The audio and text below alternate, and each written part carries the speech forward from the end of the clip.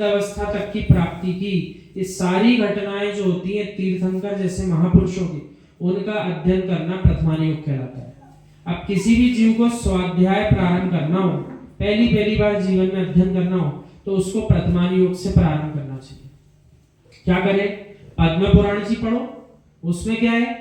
उसमें जो हमारे भगवान राम है, वीतरागी भगवान राम, ना कि दूरदर्शन वाले, उन्हें वीतरागी भगवान राम का पूरा वृतांत बताया है। पूर्व स्थिति क्या थी, वर्तमान में क्या हुआ, आगे चल के भगवान कैसे बने। तो पद्म पुराण जी है, 24 पुराण जी, आदि आदि ग्रंथ जो हैं, और जितने भी चारित्र के ग्रंथ हैं, चाहे वीतरागी श्रमणों के क्यों ना हो, वो भी इसी का भाग है। तो आप प्रथमान योग का अध्ययन करो। फिर दूसरा नाम यहाँ दिया कर्णानी योग। वैसे चरणानी योग को हम पहले लेना चाहेंगे, क्योंकि चरणानी योग में क्या होता है, श्रावक के धर्म की विधि सिखाई है, मुनिराज के धर्म की विधि भी सिखाई है। यानी एक जीव जिसने जैन कुल में जन्म लिया हो अथवा ना भी लिया हो, उसको अपना जीवन क्षत्रिय कुल का हो, ब्राह्मण कुल का हो, जैन कुल का हो, किस प्रकार से अपना जीवन जीना चाहिए, ये किसने सिखाया है? चरणानी योग। तो वो पढ़ना इसलिए जरूरी है, हम कम से कम श्रावक श्राविका हैं, हमको क्या करना और क्या नहीं करना, वो सब कुछ किसमें लिखा होता है? चरणानी योग में लिखा है। तो क्रम कहता है प्रथमान योग को पढ़ करके जैन धर्म में रुचि बनेगी, कि देखो वो भगवान बन गए, देखो वो भी अरहंत हो गए, वो भी सिद्ध हो गए, हमें भी भगवान बनना। तो उनकी चरित्र को पढ़ के रुचि जागृत हुई। अब रुचि जागृत हुई तो चरणानी योग जो दूसरा भाग है वो सिखाएगा आपको अपने जैन धर्म की नीतियों का पालन कैसे करना चाहिए, कौन सा कार्य करो, कौन सी भोजन वस्तु ग्रहण करो, कौन सी नहीं करो। ऐसे ऐसे भोजन सामग्रियों का नाम दिया है कि भोजन सामग्री जो अपनी है, कुछ समय तक भक्ष्य है, कुछ समय के बाद अभक्ष्य है, कुछ समय के लिए भक्ष्य है, कुछ समय के बाद अभक्ष्य है। इस प्रकार से भी भोजन सामग्रियां होती हैं। कितना पका, अध पका, द्वि पका, किस किस प्रकार का भोजन है, सबकी विधियां हैं। कैसा भोजन करो, क्या त्यागो, क्या ग्रहण करो, किस प्रकार से अपनी नीतियों के साथ जीवन जियो, अन्याय नीति अवश्य का त्याग करो, ये किसमें सिखाया? चरणानी योग। और जब अपन श्रावक धर्म सीख जाओ तो मुनि धर्म का पालन करो। तो मुनि धर्म की व्याख्या भी चरणानी योग का भाग है। अब सबसे जटिलतम यदि याद रखने की बात करें तो कौन सा है? कर्णानी योग। कर्णानी योग जटिल क्यों है?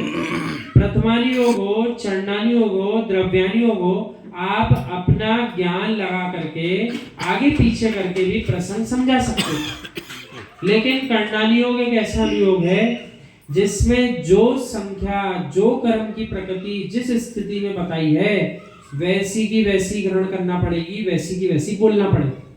एक पंक्ति भी, एक शब्द भी, एक संख्या भी यहाँ की वहां नहीं की जाती। इसलिए सबसे कठिन याद रखने का विषय कोई बनता है तो कर्णानी योग।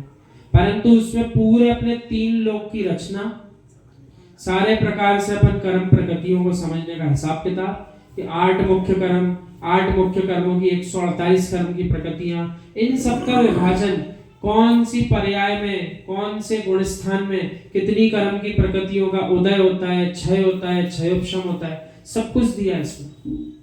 और 3 लोक की रचना में एक एक प्रश्न का उत्तर है। यदि पूरे विश्व के वैज्ञानिक अपने इस कर्णानी योग का अध्ययन कर लें तो अपनी सारी रिसर्च बंद करके मान जाएंगे कि यही सही है, हम तो बेवजह अपना समय बर्बाद कर रहे हैं। सब कुछ दिया, सूर्य कितनी दूर, वहां से वो तारे कितनी दूर, क्या है, कैसे घूम रहे, किसके आसपास घूम रहे, कौन से उष्णता है, किसमें ठंडक है, सब कुछ दिया, सारी बातें बताई। ये किसका भाग है? कर्णानी योग का। और आखिरी होता है द्रव्यानी योग। तीनों अनुयोग का ज्ञाता जो है आगे चल करके जब तक द्रव्यानी योग में लीन नहीं होगा, जब तक द्रव्यानी योग को नहीं जान लेगा, तब तक मोक्ष महल में प्रवेश नहीं कर पाएगा। ये 3 अनुयोग तो सहायक हैं किसके? द्रव्यानी योग के। अब द्रव्यानी योग में क्या होता है? द्रव्यानी योग में मूल रूप से अपनी आत्मा की, स्वयं के चिंतन की बात है, और कोई बात ही नहीं। और वो भी इतनी गहरी गहरी कि जब जीव उसका अध्ययन करेगा, पृष्ठ पलटेगा, तब समझ में आएगा, अरे इतने वर्षों से तो मैं जो अध्ययन कर रहा था बड़ा सरल था, अब समझ में आया जनवाणी माँ कितनी गहरी है, जब द्रव्यानी योग का सहारा ले। तो द्रव्यानी योग के प्रमुख ग्रंथ के नाम आप सबने सुने होंगे। समय सार जी, प्रवचन सार जी, नियम सार जी, आदि आदि। ये बहुत जटिल जटिल ग्रंथ हैं और बिल्कुल भागा दौड़ी नहीं करना चाहिए। हम तो हमेशा यही कहेंगे, गुरुओं के सानिध्य में अध्ययन करो। वे जो प्रमेय निकाल निकाल करके देंगे एक एक गाथा में, अपना ज्ञान किसी का चल ही नहीं पाता था। कैसे सोचना, कहाँ दौड़ लगाना ज्ञान की, कहाँ से हटना, कहाँ डूब जाएंगे तो मिथ्यात्व में चले, सारे प्रमेय खोल करके रख देते एक एक गाथा में। और जब एक बार गुरु के माध्यम से पढ़ लो, फिर भले अपन अपना अध्ययन करो, अपना चिंतन करो, तो आपको नए नए विषय मिलेंगे। ऐसा कहते हैं लोग, जितनी बार द्रव्यानुयोग के ग्रंथों का नई नई बार अध्ययन करोगे, हर बार आपको नवीन नवीन अर्थ निकल कर आएंगे, हर बार नवीन गहराइयों का आप स्पर्श करो। बात यह है, आपके अंदर रुचि उक्ति होना चाहिए। तो 4 अनुयोग हैं, तो कह रहे हैं तत्व निर्णय करो। पापी उस तत्व को नहीं समझते हैं, एकांत के मांस के टुकड़े को ही देखते हैं। धिक्कार उन पापियों को। कल भी ये विषय निकला था एकांतनय का, हमने स्पष्ट रूप से कहा था, बहुत कम जीव होते हैं जो प्रत्येक तीर्थंकर को एक समान मानते हैं।